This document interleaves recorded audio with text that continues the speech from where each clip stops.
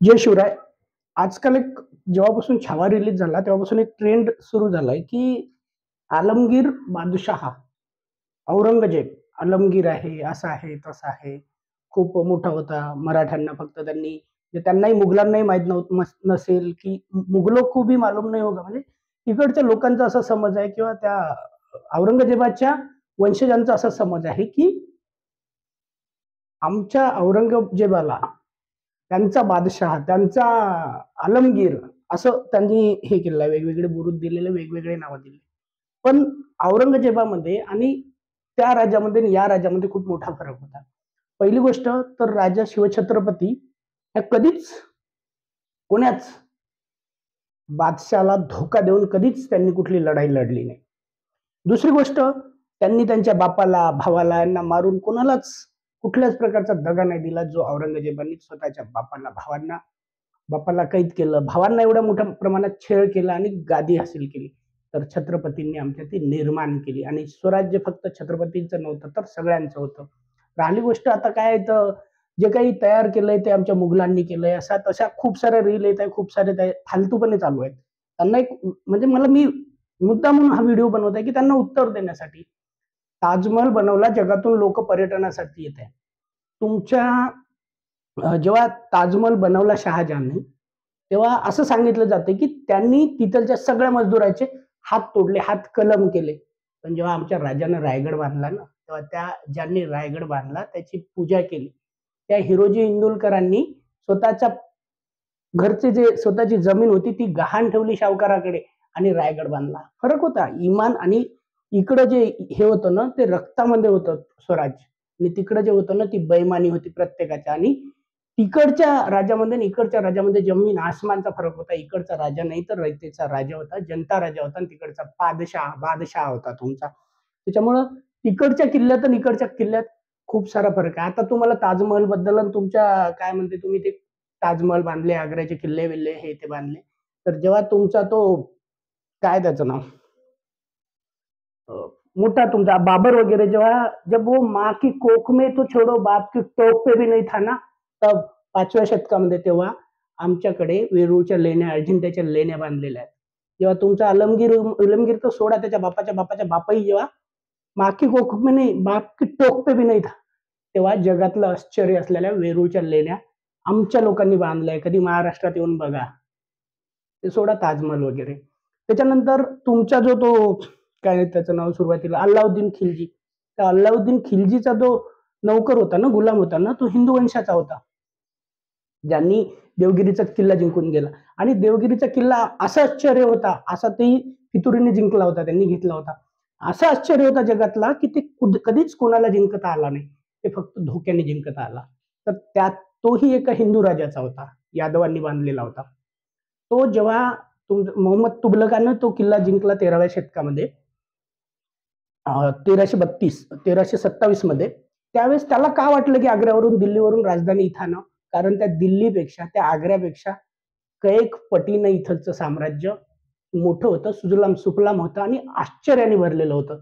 कुठं तर सध्याच्या संभाजीनगरमध्ये. काही अवलादी आत्ताही त्याला त्या औरंग्याचं नाव घेऊन बोलतात. असू द्या आम्हाला गरज नाही. पण आमचा जो इतिहास होता तो इतिहास खूप मोठा होता हे सांगायची आज गरज होती. त्याच्यामुळे तिकडच्या गोष्टी आणि इकडच्या गोष्टी खूप मोठ्या आहेत. छत्रपती आणि उत्तरेतल्या माणसांनी आम्हाला एवढं दिलंय, यूपी वाल्यांनी म्हणजे उत्तर प्रदेश मधल्यांनी, हे जे आता दांड्या वगैरे घ्यायची गोष्टी करतात ना, हे यूपी वाले नाहीयेत आमचे. आमचे यूपी वाले आहेत कवी कलश. जे यूपी मधून येऊन काय केलं तर मराठी माणसासोबत मरणारा सुद्धा सामोर गेला ना, तो यूपी वाला होता. तो कवी कलश होता. कवी कलशांसाठी स्पेशली छंदोगामात्य नावाचं एक पद अष्टप्रधान मंडळामध्ये संभाजी महाराजांनी निर्माण केलं होतं. छंदोगामात्या. अष्टप्रधान मंडळामध्ये ते पद निर्माण केलं होतं आणि त्यांच्या सांगण्यावरून जे त्यांच्या सल्ल्यानुसार जे अण्णाजी पंत होते, त्यांना शिक्षा सुद्धा दिल्या होत्या. त्यांनी मरणाच्या काठीपर्यंत, शेवटपर्यंत छत्रपतींची साथ निभवली. ते आमचे यूपीवाले होते. ते आमचे उत्तर प्रदेशवाले होते. छाती ठोकपणे सांगितलं पाहिजे यूपीवाल्यांनी, की आम्ही मराठी माणसाच्या मरेपर्यंत सोबत होतो. ते आम्ही यूपीवाले होतो. उत्तर म्हणजे यूपीमध्ये त्यावेळेसचा उत्तरेकडील भाग. आता तो उत्तर प्रदेश पुरता नाही म्हणत आहे मी, तर पूर्ण यूपीचा भाग. तर हे होते आमचे यूपीवाले. त्यावेळेस महाराष्ट्राच्या मातीत येऊन महाराष्ट्रासोबत राहण्याचे सामर्थ्य त्या युपीवाल्यामध्ये होतं. आणखीन काय केलं तर आणखीन विजयनगरचं साम्राज्य होतं आमच्याकडे, जे तुमच्याकडे कधीच नव्हतं. आग्र्यामध्ये नव्हतं किंवा दिल्लीमध्ये नव्हतं किंवा कुठंच नव्हतं. ते विजयनगरचं साम्राज्य जे सांगताय औरंगजेबाच्या काळात आमचा जीडीपी एवढा होता, तेवढा होता. तर जगातल्या सर्वात श्रीमंत राज्यापैकी एक राज्य होतं, जे होतं विजयनगर. विजयनगर साम्राज्याचे जे हक्कानी जे 2 भाऊ होते ना, ज्यांनी निर्माण केलं होतं, अक्षरशः अल्लाउद्दीन खिलजीनी त्या दोन्ही भावाला 2 भाऊ होते. त्यांनी अक्षरशः इस्लाम धर्म कबूल केला होता. इस्लाम धर्मात गेले होते ते दोघंही भाऊ. आणि नंतर जेव्हा मोहम्मद कपूरची त्यांच्या गुलामाची जेव्हा हत्या झाली, त्यावेळेस पुन्हा ते हिंदू धर्मात आले आणि हिंदू धर्मात येऊन त्यांनी विजयनगर साम्राज्य निर्माण केलं. जे छत्रपतींनी आणि या विजयनगर साम्राज्याचीच हर हर महादेव ही घोषणा होती, जी छत्रपतींनी नंतर विजयनगरचं साम्राज्य आणि हे जे आहे ते पुन्हा परत आणून दिलेलं आहे. काय होतं हे सगळं होतं. हे सगळं तुमच्या आलमगीर बादशाह ज्याला म्हणतात ना तुम्ही, त्या औरंग्याच्या अगोदरचं हे एवढं मोठं होतं. जगातल्या एकूण जीडीपीच्या तुम्ही 70% सांगताय ना, पूर्ण भारताचा जीडीपी जेवढा होता ना, तेवढा विजयनगरच्या 80% जीडीपी होता. जगातलं सगळ्यात श्रीमंत जर राज्य कोणतं होतं, सगळ्यात समृद्ध राज्य कोणतं होतं, तर ते विजयनगर होतं. एवढं काही होतं हो आमच्या महाराष्ट्रामध्ये इकडं खाली. आणि जे तिकडं नाहीये ना, म्हणजे जे तुमच्या बादशहानी केलं नाही, जे मुघलांनी केलं नाही, ते सगळंच अगोदरच करून बसले होते. तुमचे बाबर सगळे यायच्या अगोदर पूर्ण भारतात होतं. आम्ही म्हणजे माझा विरोध कुठल्या अरे मुघलांनी त्यावेळेसही जे हे होतं, तर ज्यांनी चांगलं काम केलं त्यांना चांगलं म्हणणारच. जे शेवटचे हे होते, ज्यांनी 1857च्या युद्धामध्ये स्वतः पेशव्यांनी ज्यांना हे बहादूर शहांना हिंदुस्थानचा सम्राट केलं, त्यांना आम्ही चांगलंच म्हणणार ना. बहादूर शाह जफरांनी त्यांचे वंशज होतं ठीक आहे. त्यांनी चांगलं केलं तर ज्यांनी चांगलं केलं त्यांना चांगलंच म्हणणार. त्यांनी फक्त आपल्या धर्मासाठी किंवा याच्यासाठी मोठे-मोठे आपल्या देशाच्या पूर्ण जी संपत्ती होती त्याची नासधूस केली. मोठे-मोठे मंदिरं पाडली. त्यांना कसं चांगलं म्हणू शकतो आपण? तुम्ही सुद्धा आणि आम्ही सुद्धा. आपला हिंदुस्थान होता, आपला देश होता आणि आपल्या देशात येऊन आपल्याच देशाची नासधूस करणारा कसा देशभक्त असू शकतो?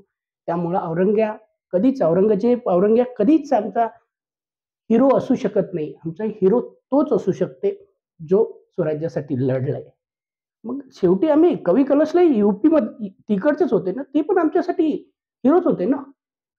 हिरो ते असतात जे स्वराज्यासाठी लढतात, जे स्वतःच्या हक्कासाठी लढतात. म्हणून आमचे हिरो छत्रपती संभाजी महाराज आहेत. म्हणून आमचे हिरो छत्रपती शिवाजी महाराज आहेत. तर एवढ्या सगळ्या गोष्टी जे तुम्हाला सांगितल्याच्या नंतरही जर तुम्हाला वाटत असेल, की आमचा हिरो औरंगजेब आहे, तर हेच समजावं लागेल, की औरंगजेब त्याची इकडं घेऊन जी काही मंडळी आला होता ना तिकडून, तेच इकडं त्याच्या काही अवलादी राहिलेल्या आहेत आणि तेच आता त्यांना मिरवत आहे, की आमचा आलमगीर, आमचा औरंगजेब, नाही का? तो इकडं आला, इकडंच आला तसाच पुरला त्याला इकडेही. त्यांच्या ज्या अवलादी आहेत ना उरलेल्या, जिथं कुठं आहे जिथं मेला, तिथं त्यांच्या अवलादी काही उरलेल्या असतील 4-2. त्यांनाच असं वाटतं, की हा आमचा आलमगीर होता आणि आमचा बादशाह होता. आमच्या महाराष्ट्रातल्या मुस्लिम बंधू असो की कुठलेही असो, मुस्लिमांचाही कधीच तो बादशाह असू शकत नाही. कारण आमच्या स्वराज्यात खूप सारे मुस्लिम मावळे होते, जे स्वराज्यासाठी लढले. त्याच्यामुळं आमच्या लोकांचा, आमच्या मराठी मुसलमानांचा आलमगीर कधीच तो असू शकत नाही. आमचा देव, धर्म आणि जात पंथ सगळं आमचा मराठा आहे. मराठा त्यावेळेस फक्त जात नव्हती. मराठा म्हणजे मावळात राहणारे, स्वराज्यात राहणारे सगळेच मराठा होतो आम्ही. सगळेच मराठी होतो. ते आजही आहोत, तेव्हाही होतो. ठीक आहे. धन्यवाद. समजलं असेल, की आम्ही काय होतो, आमचं स्वराज्य काय होतं आणि तुमचा औरंग्या काय होता. धन्यवाद. जय शिवराय.